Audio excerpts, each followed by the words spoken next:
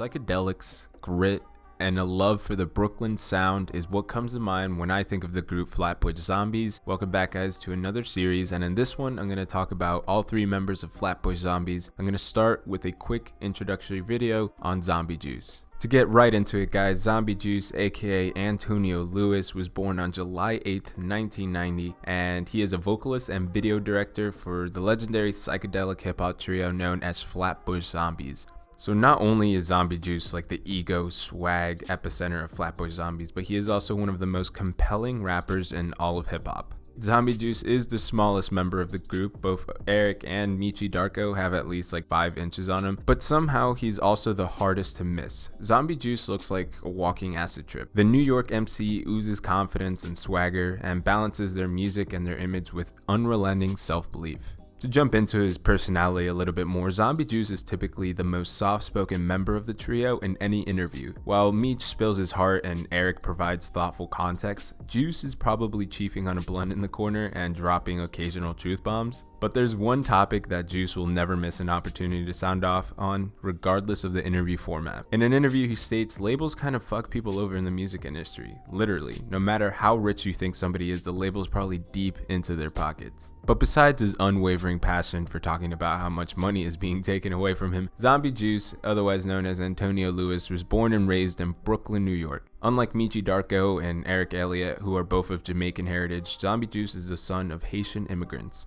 Zombie Juice went to middle school with Michi in Flatbush, New York, and would later meet Eric in high school. The three quickly became friends, bonding over music, Dragon Ball Z, and pro wrestling. Along with Michi, Juice dropped out of high school the summer after his sophomore year. But before he started making a living with music, Juice actually made a lot of money by hustling in the sneaker game, a very underrated market if you ask me. In an interview, he states, "I was buying sneakers from eBay and buying stuff where people didn't know that it was a really rare air raid from '94 or something. And then if it was a little effed up, I'd clean it and put a little piece of paper with my name next to it and prove it was me, and then I'd just sell it and make double or triple the money sometimes." So while Juice was on the hustle, Eric had pretty much started making beats. The three were smoking together often, and Juice began to freestyle over Eric's beats while they'd pass the blunt, but it would still be a couple years before Zombie Juice began to truly give music a shot. Around the same time that they started to sort of put their foot in the door with music, Juice and other zombies became experimenting with psychedelic drugs, which brought them to experience wildly alternative perspectives and ego death that bonded them together as a creative group.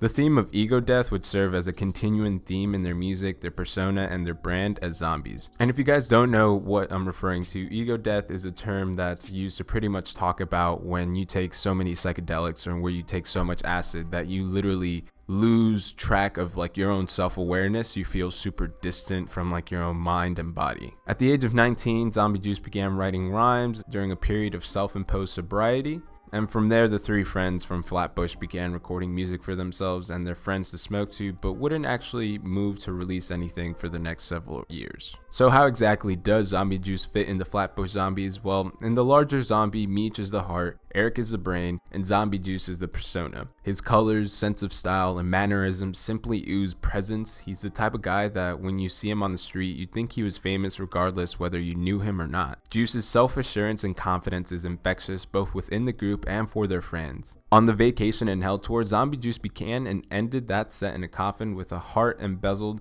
on the door. Zombie Juice preaches self-love and positive thinking in pretty much any opportunity that they get.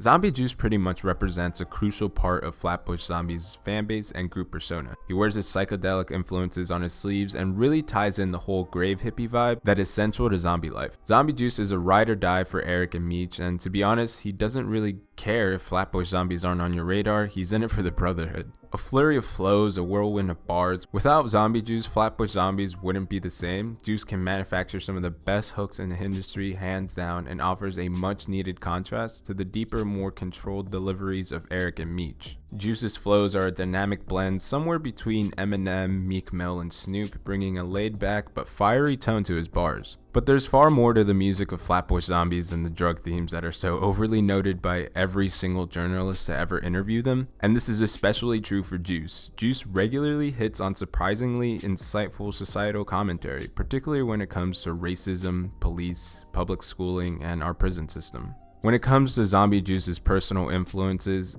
they're probably the most hip-hop centric. Juice has mentioned that the Grateful Dead has influenced him in plenty of interviews, but otherwise tends to pull from his hip-hop idols. Juice has gone on the record saying he doesn't really listen to much music when in album mode, preferring instead to purely focus or creating. But in various interviews, Zombie Juice has listed a lot of artists as his major influence: Biggie, Eminem, Snoop Dogg, Ghostface, Necro, Ill Bill, Bone Thugs, Eazy-E, and Thiz Nation. Moving outside of music though, Zombie Juice has a big hand in the fashion world. He may not be known in the fashion world, but ultimately that's their loss. Juice's style is impossible to miss, but harder to find. It's something like the flyest hippie you've ever seen, and Zombie Juice started dyeing his hair around the age of 18. Since then, he's added orange, red, purple, yellow, caramel, blue, blonde, all in like a variety of hairstyles too. And that doesn't even begin to touch his beard game. I'm not even going to try to waste some words on this. I think at this point, only images will suffice. Flatbush Zombies, and like a more macro level, is just this collective of awesome-minded hippies from Brooklyn that really just bring a particular grit to their sound. If you guys have not checked them out yet, I highly recommend their newest album, and not only that, but their previous mixtapes as well. I personally have just gotten into them within like the past 2 months. They are a group with a lot of backstory and honestly a lot of like inspiration. I really like where the Brooklyn style is going nowadays, so I feel really confident that these guys are still going to be on the come up.